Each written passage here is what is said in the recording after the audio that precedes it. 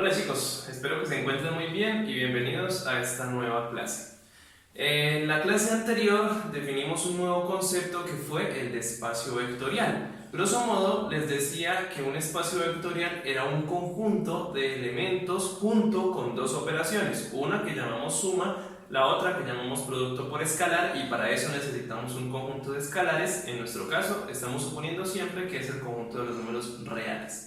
Bueno, resulta que si este conjunto con estas dos operaciones satisface 10 propiedades, entonces clasificamos a este conjunto de elementos como un espacio vectorial.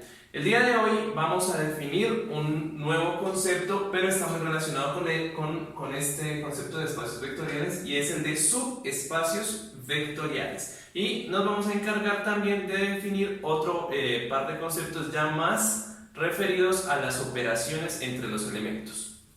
Bueno, vamos a empezar entonces con esta definición de subespacio vectorial.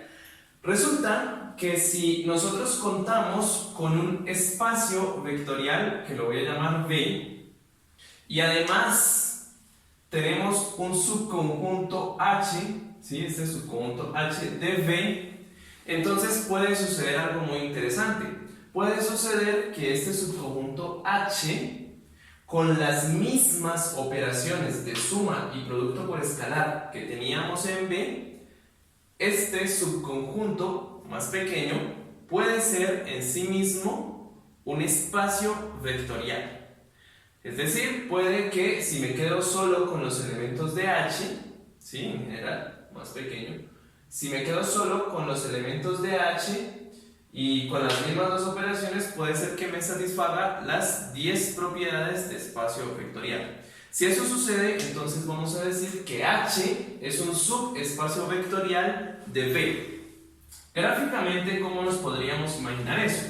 Entonces, supongamos que por acá tenemos el espacio vectorial V.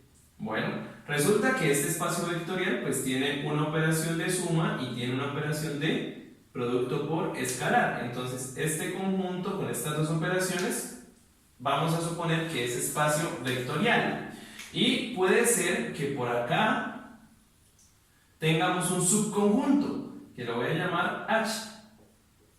¿Listo? Bien, entonces puede ser que este subconjunto, solo los elementos que estén aquí adentro, con estas mismas operaciones, eso es muy importante, tienen que ser estas mismas operaciones del conjunto V. Puede ser que este solo conjunto con esas mismas operaciones sea espacio vectorial. Entonces, si eso sucede, vamos a decir que este subconjunto que está aquí en negro, este subconjunto H, es subespacio vectorial de este conjunto V grande. Bueno, entonces, hay varias formas de podernos dar cuenta si un conjunto es o no subespacio vectorial de otro espacio que conozcamos. La idea aquí es tener en cuenta siempre algunos espacios vectoriales, pues, que son de trabajo pues ya común, de uso común, como los últimos ejemplos que les presenté en la clase anterior, es decir, Rn, el conjunto de matrices, P sub n, ¿sí? Con las operaciones usuales, las rectas, los planos, ¿sí? Estos son espacios vectoriales que pues, ya los vamos a adoptar y ya van a ser de frecuente uso en nuestras clases. Bueno, entonces partimos del hecho de que sabemos que V es espacio vectorial. La pregunta ahora es, ¿cómo podríamos saber que un subconjunto es subespacio vectorial de algo que ya sabemos que es espacio vectorial? Tenemos dos opciones. Una, verificar las 10 propiedades para este conjunto, ¿sí? Pero pues digamos que eso no es algo óptimo, ¿sí?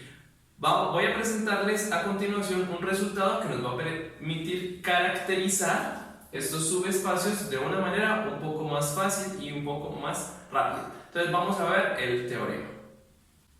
Bueno, y con este resultado entonces podremos caracterizar los subespacios de un espacio vectorial. ¿Qué nos dice este teorema? Bueno, que si tenemos V un espacio vectorial, estas van a ser las siglas que voy a usar para espacio vectorial. Si tenemos V un espacio vectorial y H un subconjunto, muy importante, no vacío. Siempre hay que verificar que el subconjunto sea no vacío. un subconjunto de V. Si se satisfacen estas dos propiedades, ¿sí? ¿Les parecen conocidas estas dos propiedades? Aquí lo que me está diciendo es que para todo elemento o toda parte de vectores U y V de H, si yo los sumo, entonces la suma también va a estar dentro de H. Eso significa que la suma es cerrada o la cerradura de la suma. Y por acá tenemos es el producto por escalar, y lo que requerimos es que el producto por escalar esté en H para todo U que está en H y para todo escalar que tengamos acá. Entonces aquí tenemos es la cerradura del producto. Bueno, si se cumplen estas dos cosas, bueno, suponiendo que el conjunto es no vacío, entonces podremos garantizar que H es un subespacio vectorial de V. Bueno, por acá ya la cosa parece un poco más sencilla. No tenemos que verificar las 10 propiedades. De las 10 solo tenemos que verificar dos de ellas. ¿Cuáles? La cerradura para la suma y la cerradura para el producto. Y vuelvo y reitero aquí. Mucho cuidado que esta operación de suma y esta operación de producto que está acá deben ser las mismas operaciones que se hayan definido para el espacio vectorial grande, por así decirlo. Bueno, entonces, verificando estas cosas, ya podremos concluir que H es un subespacio vectorial. Bueno, las otras 8 propiedades, pues, que no es necesario demostrarlas, se van a heredar de este espacio vectorial V. La asociatividad, la conmutatividad de la suma, el módulo va a ser exactamente el mismo, los inversos van a ser exactamente los mismos, ¿ok? Entonces todas esas otras propiedades se van a heredar. Lo que tenemos que verificar son las dos propiedades de cerradura. Bueno, entonces vamos a ver algunos ejemplos.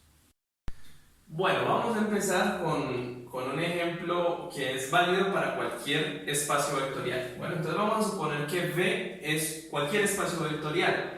Resulta que todo espacio vectorial tiene dos subespacios, ¿sí?, que se conocen como subespacios triviales. ¿Por qué razón? Pues porque no hay mucho que hacer con ellos. ¿Cuáles son estos subespacios triviales? El primero es el subconjunto conformado única y exclusivamente por el elemento neutro o el módulo. Bueno, recordemos que este es el símbolo que estamos usando y que esto no significa que sea cero. La matriz de ceros o el vector de ceros, no, esto depende de la operación. Recuerden que por allá había una operación donde el módulo era 1. Bueno, entonces este es el símbolo. Bueno, ¿y cómo puedo verificar que en efecto esto que está aquí es un subespacio vectorial de V? Pues tengo que verificar dos propiedades. Bueno, primero, naturalmente es distinto de vacío porque tenemos el elemento neutro ahí. Segundo, debo verificar que si sumo un par de elementos de este conjunto, el resultado está ahí adentro. Bueno, ¿qué sumas puedo hacer aquí? Lo único que puedo sumar es el elemento neutro con el mismo, no puedo hacer más sumas ahí. ¿Y cuánto da esto? Pues si sumo el elemento neutro con el elemento neutro o con el módulo, pues por propiedades de ser este el módulo, pues me da exactamente el mismo módulo que está aquí adentro. O sea que la suma es cerrada. Si sumo un par de elementos que estén aquí adentro, el resultado también está aquí adentro. Bueno, ¿y qué pasa si multiplico un escalar por el módulo? ¿Sí? O por el elemento neutro. Esto nos va a dar efectivamente 0. Bueno, ¿cómo podemos demostrar que en efecto si yo multiplico cualquier escalar por el módulo, nos va a dar exactamente el módulo? Vamos a ver. Bien, observemos entonces que para demostrar esta igualdad, que es lo único que me restaría probar para verificar las dos propiedades de cerradura, podemos hacer lo siguiente.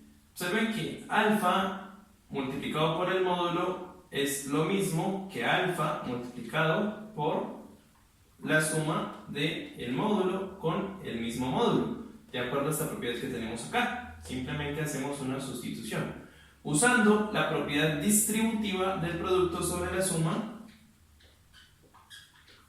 nos queda que esto es alfa por el módulo más alfa por el módulo. Ahora, de esta igualdad que tenemos aquí, podemos sumar a ambos lados el inverso de alfa por el módulo que debe existir porque estamos en un espacio vectorial, entonces el inverso debe existir. Supongamos que z es el inverso de alfa por el módulo. Entonces, ¿qué nos quedaría? Nos quedaría alfa multiplicado con el módulo, le sumo z. Debe ser igual, bueno, sumo z acá, que es lo mismo que sumar z acá, y me queda alfa multiplicado por el módulo más alfa multiplicado por el módulo más z.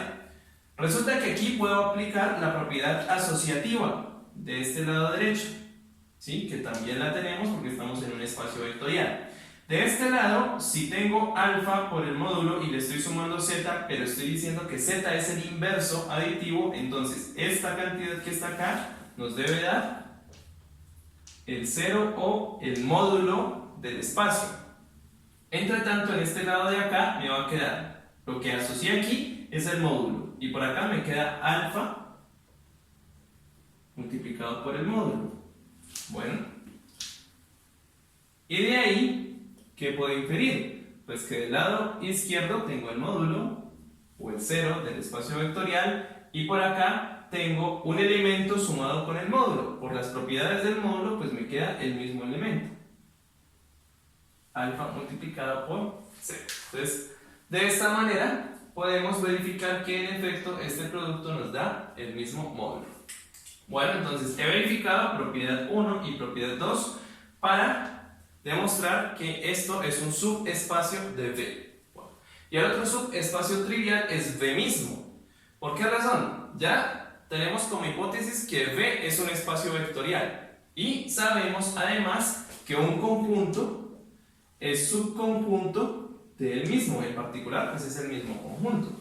Entonces aquí tenemos los dos casos triviales o los dos casos más sencillos de subespacios de cualquier espacio vectorial. Vale la pena decir que este espacio conformado por el módulo o el 0 del espacio es el subespacio vectorial más pequeño que va a estar contenido en V, y V mismo es el subespacio vectorial más grande que va a poseer V. Los demás espacios van a estar entre estos dos.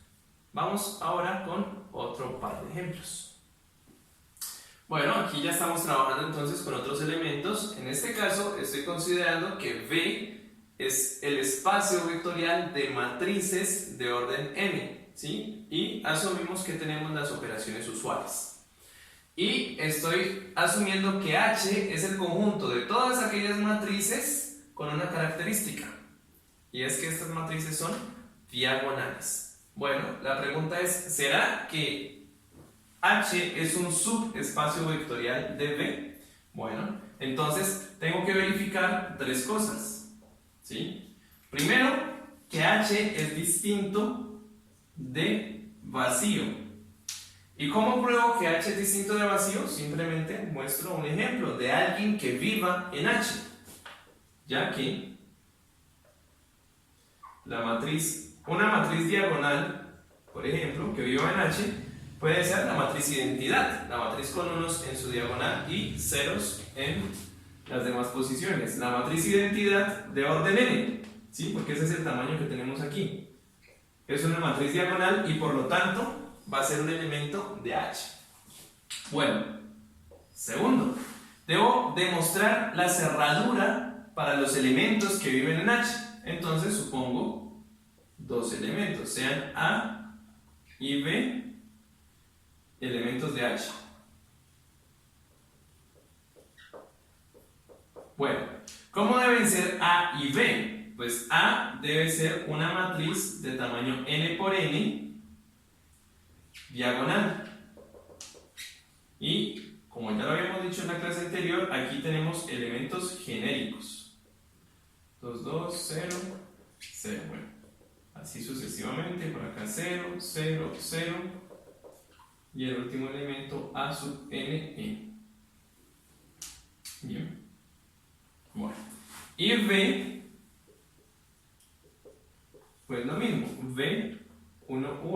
0, 0, problema 0, 0, besos 2, 2, 0, problema 0, así sucesivamente, 0, 0, 0, hasta el último elemento B sub n, n, de tal forma que esta sea una matriz diagonal y esta también es una matriz diagonal. Bueno, voy a borrar por acá para hacer la cuentica arriba.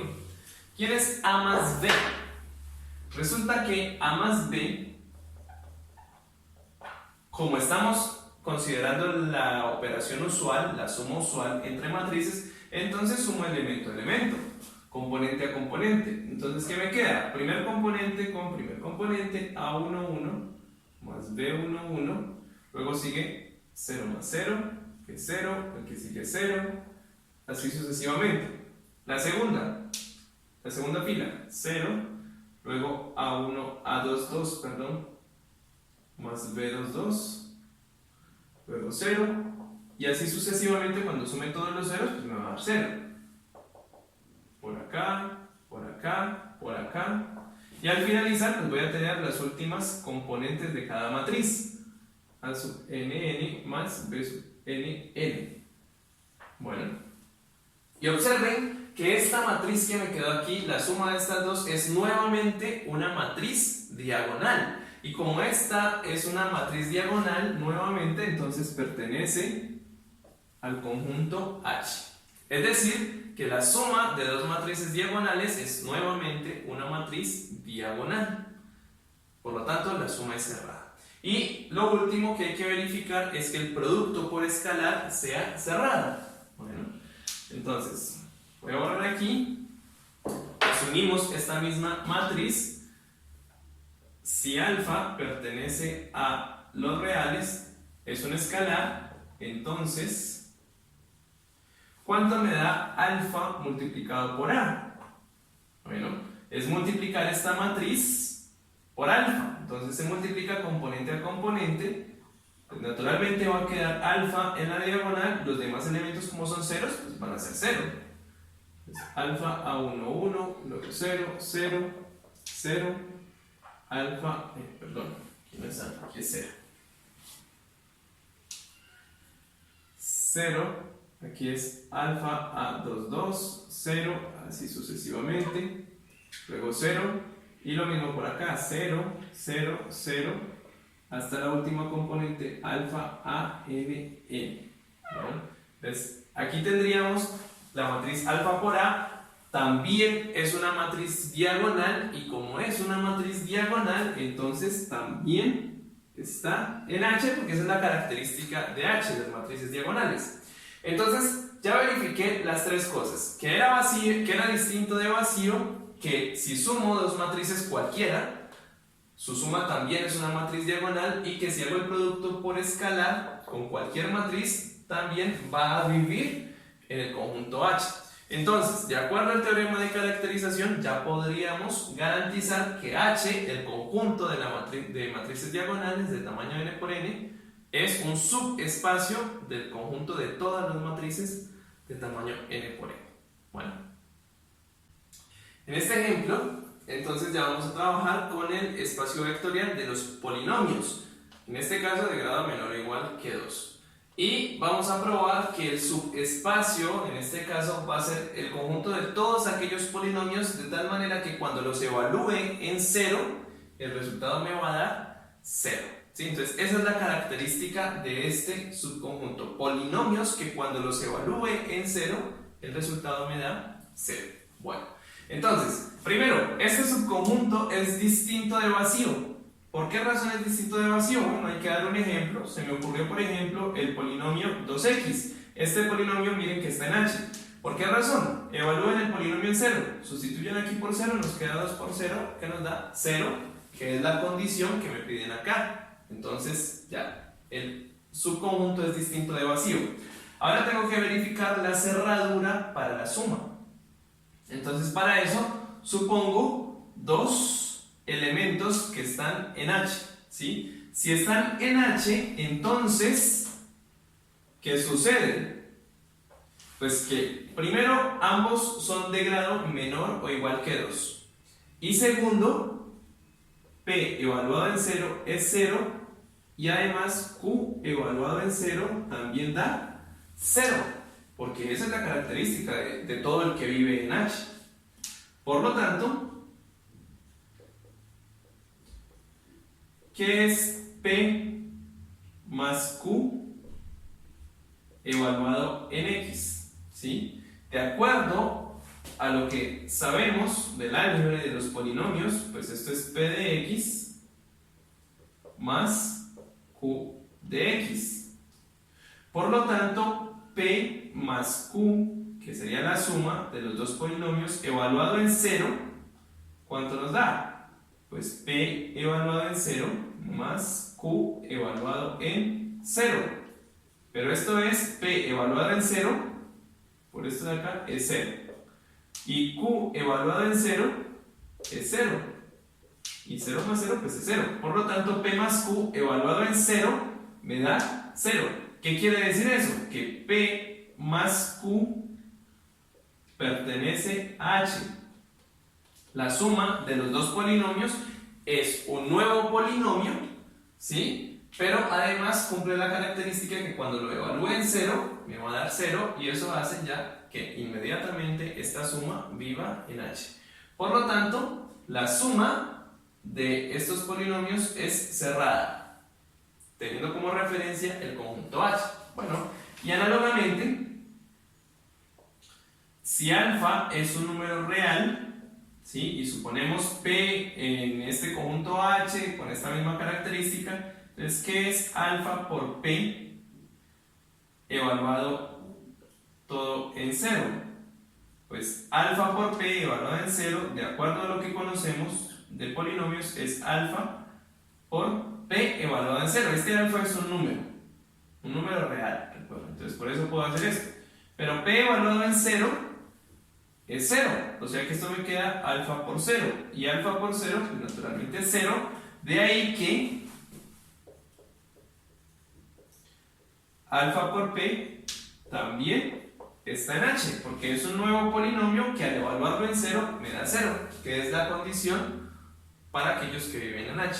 Entonces ya he probado las tres propiedades. Primero, que es distinto de vacío. Segundo, que es cerrada para la suma. Y tercero, que es cerrado para el producto por escalar. Entonces, con estas tres condiciones ya podemos concluir que este conjunto H de los polinomios, que al evaluarlos en 0 nos da 0, es un subespacio vectorial de P sub 2 del conjunto de los polinomios de grado menor o igual a 2. Bien, chicos, y para finalizar esta parte de los ejemplos de subespacios, quiero hacer una aclaración sobre un error que es muy frecuente pensarlo, y es que R2 es un subespacio vectorial de R3. ¿Por qué razón? Pues porque ya sabemos, de acuerdo a lo que vimos en la clase anterior, que R2 es un espacio vectorial. R3 también es un espacio vectorial, y a veces, ¿sí?, la imaginación nos hace pensar cosas que no son. ¿Cómo suponer que R2 es un subespacio de R3 simplemente porque supuestamente R2 es más pequeño que R3? No. ¿Por qué R2 no es subespacio de R3? Simplemente porque los elementos que viven aquí no son de la misma clase de elementos que viven acá. Aquí tengo vectores con dos componentes en R2. En R3 tengo vectores con tres componentes. Miren que estos dos elementos no los puedo sumar, no puedo hacer productos, no puedo hacer nada, porque estos pertenecen a una categoría y estos pertenecen a otra categoría. Es decir, R2 no es un subconjunto de R3. Simplemente los elementos que viven en cada uno de estos conjuntos no son de la misma clase. Entonces, por esa razón, ni siquiera va a poder ser subespacio. Bueno, entonces, para no ir a cometer ese tipo de imprecisiones. Bueno, chicos, y para finalizar la clase de hoy, entonces quiero presentarles este nuevo concepto que es el de combinación lineal.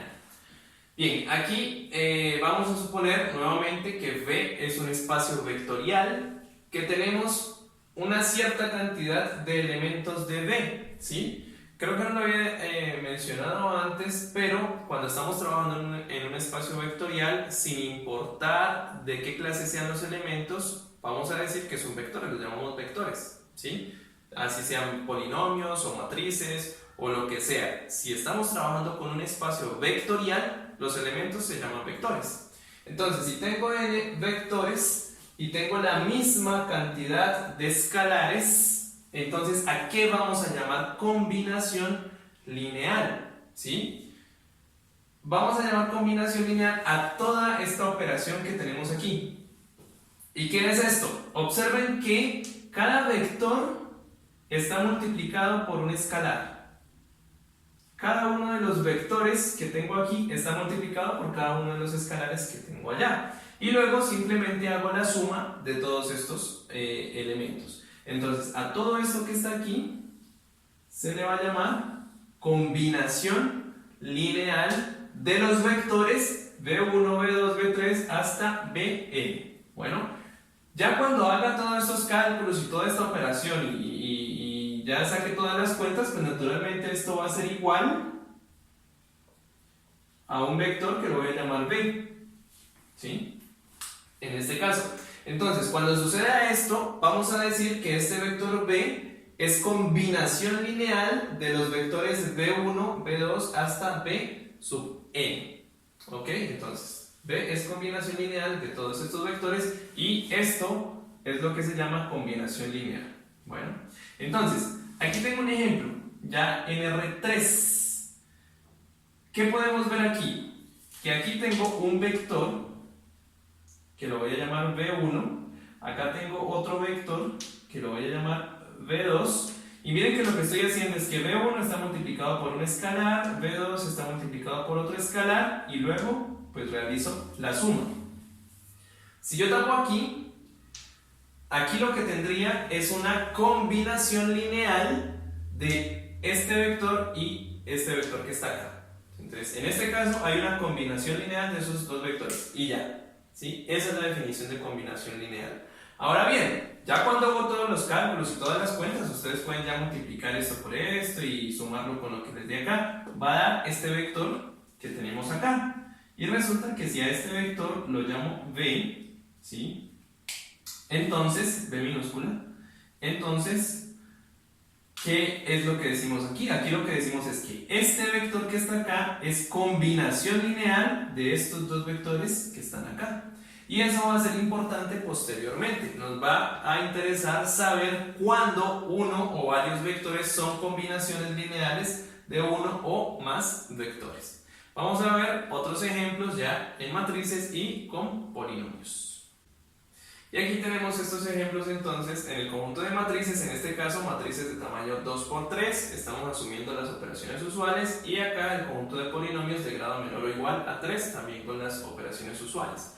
Observen que, voy a tapar aquí por un momento, aquí tengo una combinación lineal, ¿sí? ¿Por qué tengo una combinación lineal? Pues aquí tengo una matriz, la voy a llamar V1, por acá tengo la otra matriz que la voy a llamar V2. Le voy a dar esta notación porque ya estoy asumiendo que este conjunto que está acá es un espacio vectorial, por lo tanto los elementos, sea lo que sea, los llamamos vectores. Entonces aquí está el primer vector de R2×3 y acá está el segundo vector. Ahí tengo una combinación lineal, aquí están sus respectivos escalares. Bueno, entonces simplemente la expresión es la combinación lineal. Ahora, cuando ya hago las operaciones y hago las cuenticas y todo eso, nos damos cuenta que el resultado es esta matriz que tengo acá, que lo voy a llamar V. Bueno, entonces en este caso decimos que esta matriz que está acá es combinación lineal de estas dos matrices que están acá. ¿Por qué razón? Pues porque la puedo escribir como la suma de estas dos matrices y cada una de ellas multiplicado por un escalar. ¿Ok? Entonces aquí también decimos que esta matriz es combinación lineal de estas dos que están allá. Y acá, ahora en el conjunto de los polinomios, tengo el polinomio p de x, aquí está, ¿sí? Y nos dicen que ese polinomio es combinación lineal de q y de r. Bueno, entonces cuando nos digan eso es porque, voy a escribir aquí sin ver acá, porque p de x se puede escribir como un escalar por el primer elemento, el primer vector, más otro escalar por el segundo vector, ¿sí? Aquí lo que tenemos que buscar es quiénes deben ser estos escalares, por quién debo multiplicar a Q y por quién debo multiplicar a R, siendo este Q y este R, para que cuando haga la operación me dé exactamente P. Bueno, entonces aquí podemos ver fácilmente que esos escalares deben ser 2 y 1. Si multiplican Q por 2 y R por 1 y hacen la respectiva operación, van a obtener AP. Bueno. Ok chicos, y ahora que ya comprendimos el concepto de combinación lineal, entonces la pregunta que pues, se nos puede hacer es otra. Si me dan un vector, ¿sí? Me podrían preguntar, bueno, ese vector es combinación lineal de otros que me den, en este caso, bueno, estoy dando 2, podrían darme otros más, ¿sí? Pero la pregunta es, bueno, ¿será que este vector que está acá se puede escribir como combinación lineal de estos dos? Pues no sabemos.